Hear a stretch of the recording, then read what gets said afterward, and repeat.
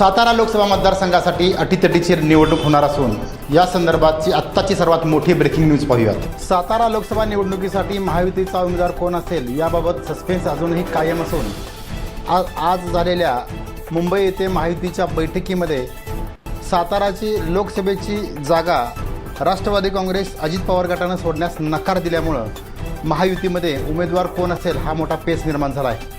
आज सकाळीच उदयनराजे भोसले हे भाजपचे उमेदवार असतील अशी शक्यता निर्माण होत असतानाच आज अचानक अजित पवार गट अत्यंत आक्रमक दिसून आला।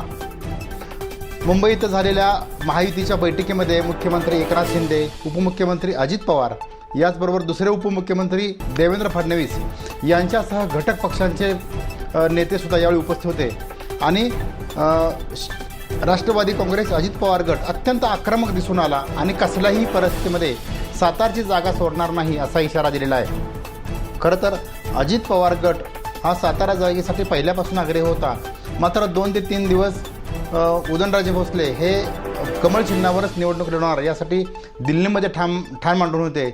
यानंतर अमित शहा यांची भेट झाली, मात्र आज सकाळी ज्या बातम्या दिल्लीवरून आल्या, मुंबईवरून आल्या त्यावरून उदयनराजे हे भाजपचे उमेदवार असतील आणि जे राष्ट्रवादी काँग्रेस आणि भाजपच्या जे सीट्स आहेत त्याची अदलाबदल होईल असा अंदाज व्यक्त केला होता। मात्र आज झालेल्या 5 वाजताच्या या बैठकीमध्ये मोठ्या प्रमाणात अजित पवार गट स्वतः अजित पवारसुद्धा अत्यंत आक्रमक दिसले आणि कसल्याही परिस्थितीत राष्ट्रवादीची ही जागा सोडणार नाही असा पवित्रा घेतलेला आहे। दुसरीकडं उदयनराजे भोसले यांनी मी कमळ चिन्हावरच निवडणूक लढवणार ही आग्रही भूमिका घेतल्यामुळं महायुतीमध्ये उमेदवार कोण असेल हा पेच निर्माण झालेला आहे। खरं तर महायुतीमध्ये कोण पर्याय असू शकतात उमेदवारांचे ते आपण पाहूयात। उमेदवाराचं पहिला खरं तर नितीन पाटील हे उमेदवार असू शकतात असं काही दिवसापूर्वी बोललं जात होतं, मात्र नितीन पाटील यांचं नावसुद्धा मागे पडून प्रभाकर घारगे हे सुद्धा नाव आता चर्चेला जाऊ लागले।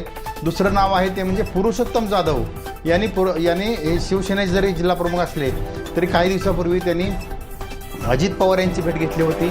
यामुळं पुरुषोत्तम जाधव हे राष्ट्रवादी काँग्रेसकडून महायुतीचे उमेदवार असतील अशी सुद्धा शंका निर्माण होते।